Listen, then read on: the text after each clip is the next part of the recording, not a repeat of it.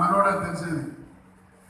ఇప్పుడు మా ఆయన చేసేది, ఎందుకంటే ఈ పేరు పెట్టుకుంటే నేను విశ్వకర్మి నాకు తెలిస్తే ఏడ కష్టాలు నష్టాలు బాధలు అనుభవించాల్సి వస్తాయనేటువంటి నిర్ణయం. చివరికి ఒక కులంలో పుట్టడం, ఒక ఊర్లో పుట్టడం, ఒక తల్లిదండ్రులకు పుట్టడం మనం కోరుకుంటే వచ్చేది కాదు, అదొక దైవ కార్యం.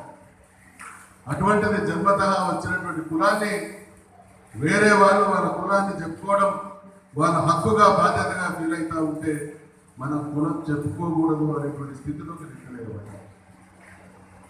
దయచేసి ఇటువంటి దయనీయమైనటువంటి పరిస్థితులన్నీ పోవాలి. మనం కూడా అద్భుతమైనటువంటి జాతి, స్వతహాగా భగవంతుడు తెలివించినటువంటి జాతి, కానీ ఫలితాలను అందుకోలేకపోతున్నటువంటి జాతి. ఈ పరిస్థితిని మనం అర్థం చేసుకున్నాం. 50-60 సంవత్సరాల కాలంలో మన చుట్టూ ఉన్నటువంటి సమాజంలో జరుగుతున్నటువంటి పరిణామాలను చూస్తే అన్యాయం జరిగిన వాళ్ళు ఏ రకంగా వాళ్ళ హక్కుల కోసం, వాళ్ళ అవకాశాల కోసం పోరాటం చేస్తున్నారో దాని ద్వారా ఫలితాలు దక్కుతాయనేటువంటి విషయం అర్థమైంది. కాబట్టి మనం పోరాటం చేయాల్సినటువంటి అవసరం లేదు. మనం ఎంత శక్తిగా ఉన్నామో, ఎంత సంఖ్యలో ఉన్నామో మనకు తెలుస్తలేదు, ఎదుటోళ్ళు దాన్ని నమ్ముతలేదు.